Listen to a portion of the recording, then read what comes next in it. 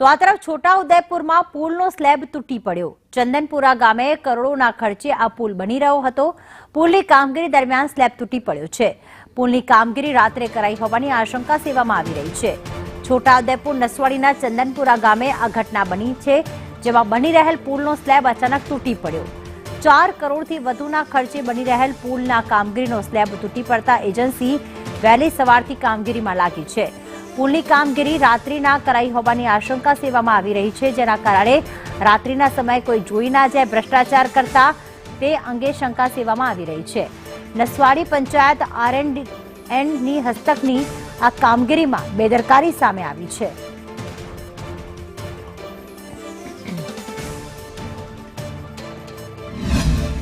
બિલકુલ કાળી રેતી વાપરતા હતા અને એના પછી અમારા ધારાસભ્ય આવ્યા, એ લોકોએ પણ એમનું ધ્યાન દોરી અને વ્યવસ્થિત સારી ગુણવત્તાવાળું કામ કરે એ રીતની એમને એ કરેલું।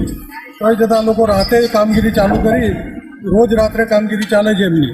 બ્રિજ તૂટી પડ્યો છે, ઓછી ગુણવત્તાવાળું મટીરિયલના હિસાબે માલ કેવું છે? બિલકુલ એ મેં બતાવ્યો આજની વખતે કે હાલમાં રાતનો છે તોય હજુ એ માલ જામતો નથી, તો એની ગુણવત્તા કેટલી હશે?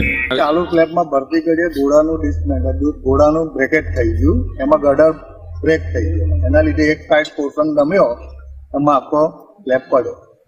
ગુણવત્તામાં હવે સાહેબ હવે 2-3 કલાકના ગુણવત્તામાં તો આવે નહીં ને, ચાલુ ભરે કામમાં થયું છે। સ્ટેબલ થઈ ગયું હોય ને 2-5 દિવસ પછીનું ગુણવત્તા આવે તેની પર આવે। ચાલુ શરૂઆતમાં ગુણવત્તા કે છે, માલ તો કમ્પ્લીટ જ હતો। બાજુનું તમે વર્ક જોઈ લો શકો છો ને, બીજું બધું વર્ક છે। છોટાઉદેપુર જિલ્લાના નસવાડીના ચંદનપુરાથી ઉમરકોઈ વચ્ચે જે ખાસ કરીને આ બ્રિજ બની રહ્યો છે, બ્રિજની જે કામગીરી છે જે કેટલાય સમયથી અહીંના સ્થાનિકો દ્વારા ગુણવત્તા લઈને પ્રશ્ન ઉઠાવવામાં આવ્યા હતા।